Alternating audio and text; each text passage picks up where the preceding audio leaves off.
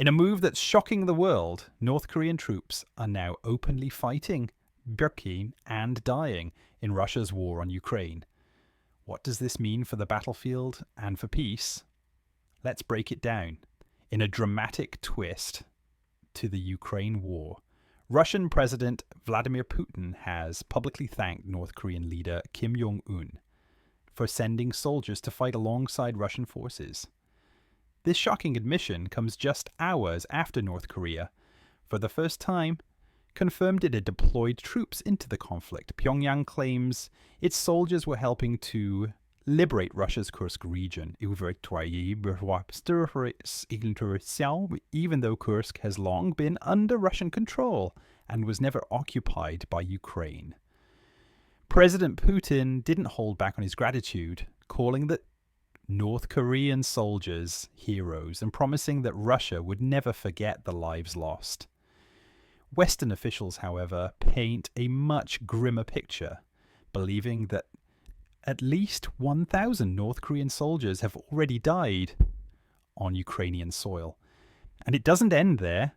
Former US President Donald Trump weighed in too, telling reporters he's disappointed by Russia's ongoing attacks against Ukraine.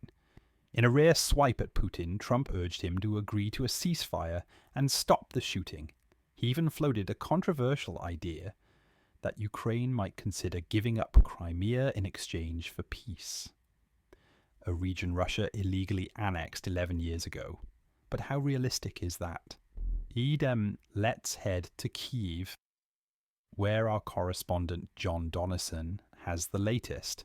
John explains that while Western intelligence had long suspected North Korean boots were on the ground, and with estimates of up to 10,000 troops, neither Russia nor North Korea had admitted it, until now. Today's acknowledgement is a major shift, though it mostly confirms what many already suspected. As for Trump's suggestion about Crimea, well, it's causing a stir.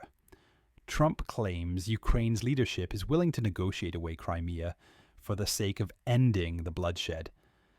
But President Zelensky has made it crystal clear Ukraine will not hand over Crimea just to get to the negotiating table.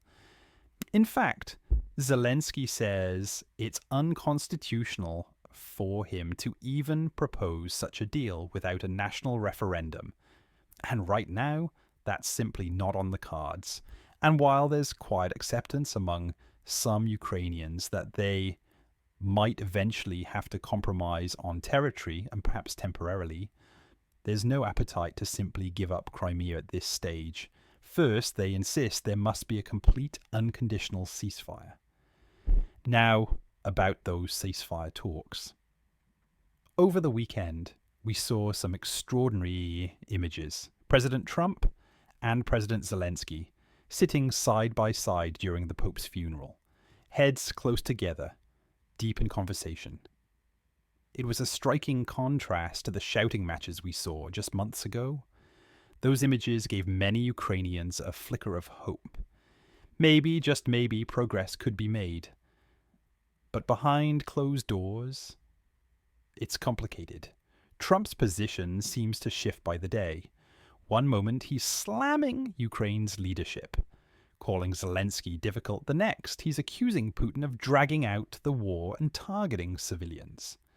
So right now, despite the powerful imagery and the heated words, there's little sign that a peace deal is anywhere close.